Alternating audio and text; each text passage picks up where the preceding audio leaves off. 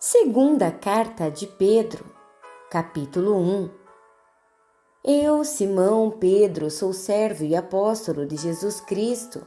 Escrevo a vocês cuja experiência com Deus foi tão transformadora quanto a nossa, e tudo por causa do relacionamento e da intervenção direta do nosso Deus e Salvador Jesus Cristo. Graça e paz a vocês, enquanto se aprofundam na experiência com Deus e Jesus, nosso Senhor. Tudo que diz respeito à vida que agrada a Deus nos foi dado milagrosamente quando tivemos permissão de conhecer pessoal e intimamente aquele que nos chamou para Deus, a melhor convocação que já receberam. Também recebemos promessas extraordinárias e transmitimos a vocês sua participação na vida de Deus depois de terem voltado as costas para um mundo corrompido pela cobiça. Portanto, não percam tempo em edificar sobre o que receberam, preenchendo a base da fé com bom caráter, entendimento espiritual, disciplina vigilante, paciência entusiasmada, admiração reverente, amizade calorosa e amor generoso. Cada dimensão interagindo com as demais. Com essas qualidades ativas e aperfeiçoadas em sua vida, a grama não vai crescer debaixo dos seus pés. Nenhum dia passará sem sua recompensa enquanto vocês amadurecem na experiência com o Senhor Jesus. Sem essas qualidades, vocês não poderão distinguir o que é certo e esquecerão que sua antiga vida pecaminosa foi totalmente cancelada.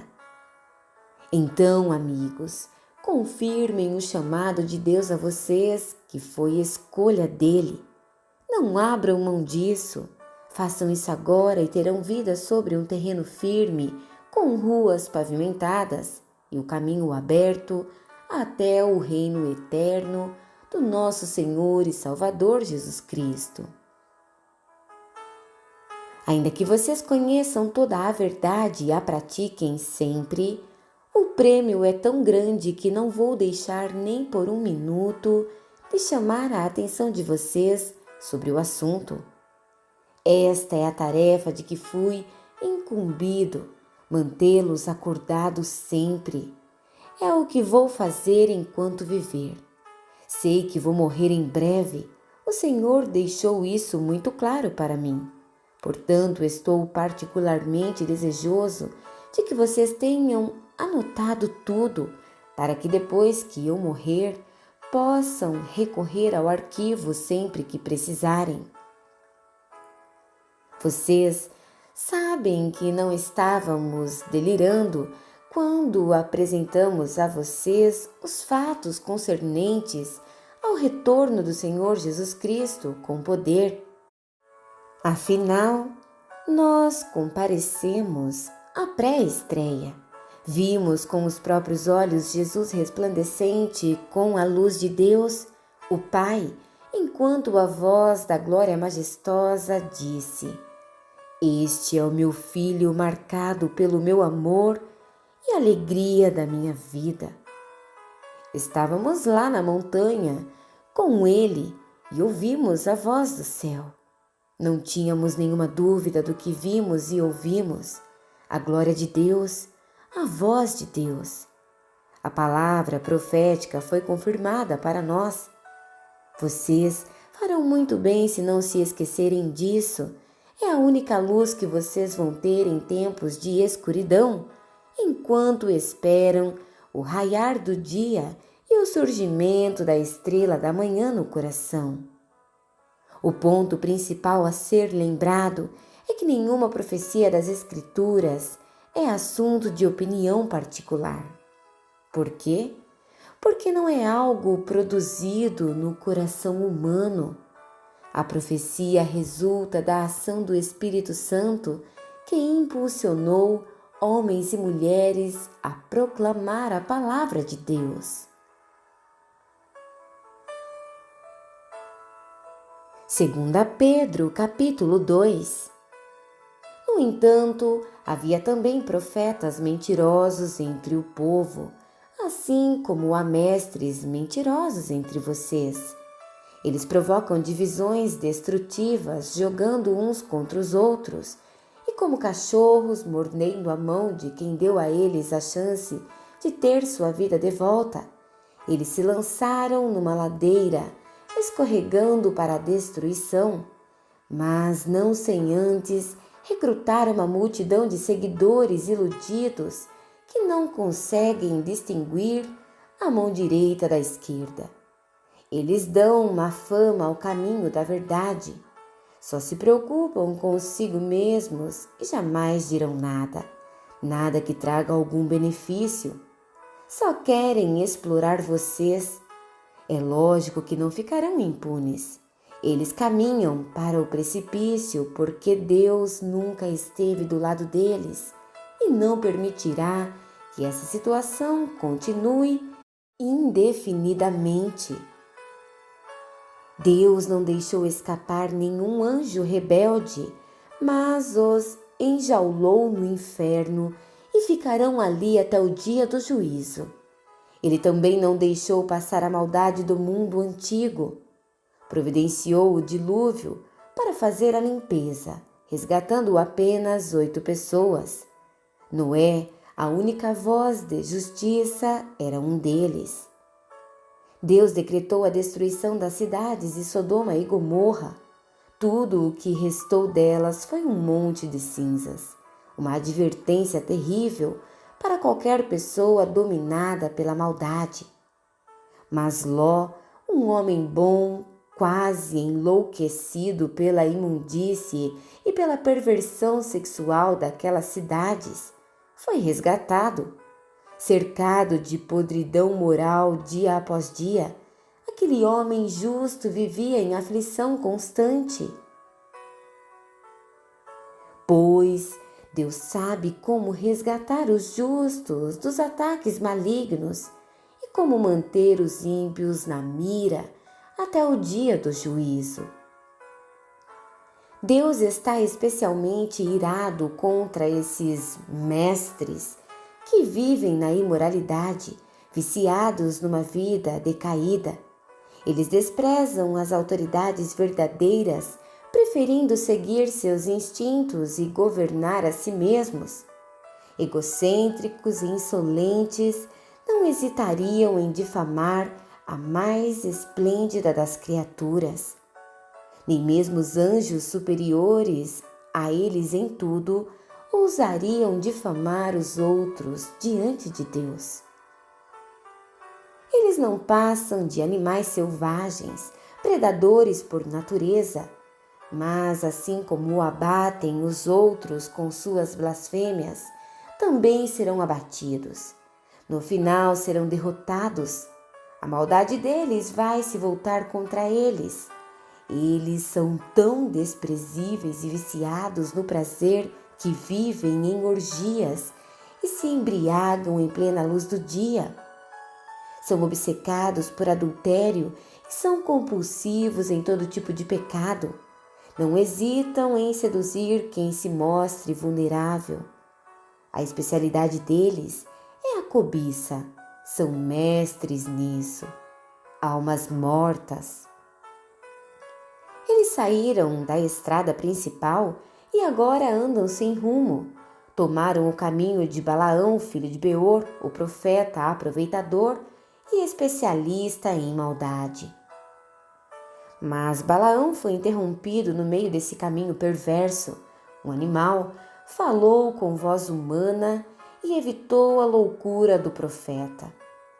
Esses mestres não têm nada a oferecer, são fontes secas, nuvens de tempestade espalhadas, guiadas por um buraco tenebroso do inferno. Seu ensino não passa de conversa fiada, mesmo assim são perigosos. Os que estão prestes a escapar dos caminhos errados são os mais suscetíveis ao seu apelo sedutor. Prometem liberdade aos novatos da comunidade, mas mas eles mesmos são escravos da corrupção, pois são viciados em corrupção, e são escravos dela. Se eles escaparam do cortiço do pecado depois de uma experiência com o Senhor e Salvador Jesus Cristo e escorregaram de volta para a velha vida, então a situação deles é pior que no começo.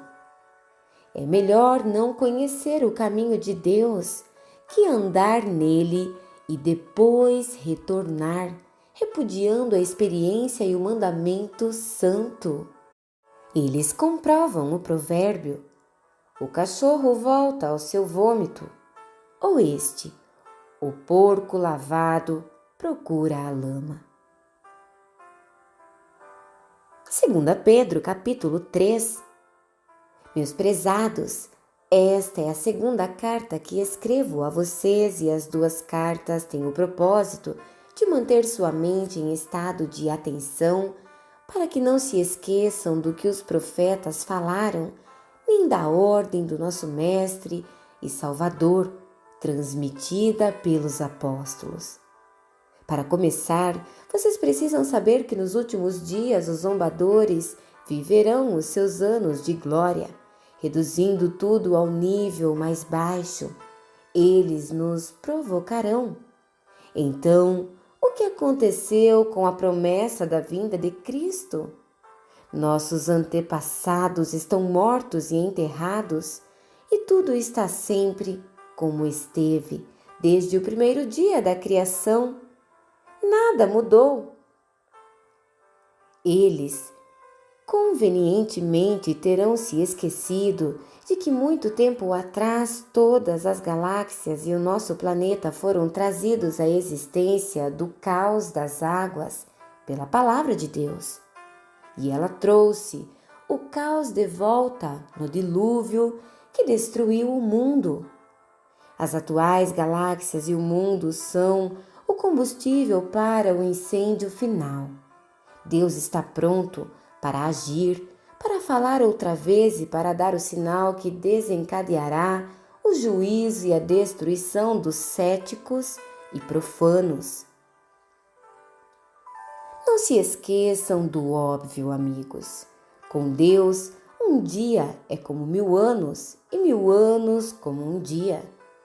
Deus não está atrasado com sua promessa, como alguns pensam.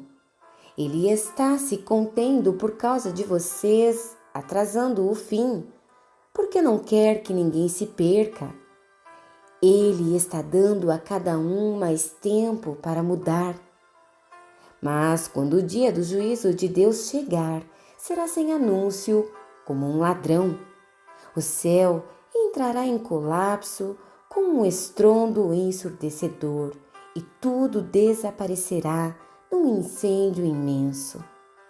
Neste dia, a terra e todas as suas obras serão expostas ao escrutínio do julgamento. Considerando que tudo que hoje está bem e amanhã poderá não estar mais, percebem como é importante viver uma vida santa? Esperem ansiosos pelo dia de Deus todos os dias. As galáxias vão queimar e os elementos vão derreter, mas nós mal o perceberemos porque estaremos de olho em outro caminho, na expectativa do prometido novo céu e da prometida nova terra, todos adornados pela retidão. Portanto, meus amigos, isso é o que vocês devem esperar, fazendo o possível para que sejam encontrados vivendo em pureza e paz. Interpretem a restrição paciente do nosso Senhor pelo que ela é, salvação. Nosso bom irmão Paulo, que é muito sábio nesses assuntos, refere-se a isso em suas cartas e escreveu a vocês essencialmente a mesma coisa. Algumas coisas que Paulo escreve são difíceis de entender. Pessoas irresponsáveis que não sabem o que dizem distorcem seus ensinos o tempo todo. Eles fazem o mesmo com o restante das Escrituras, mas o juízo será deles. Quanto a vocês, amigos, estão bem advertidos. Fiquem atentos para que não caiam ou vacilem por causa desses mestres pervertidos. Cresçam na graça e no entendimento do nosso Senhor e Salvador Jesus Cristo. Glória a Ele, agora e para sempre. Amém.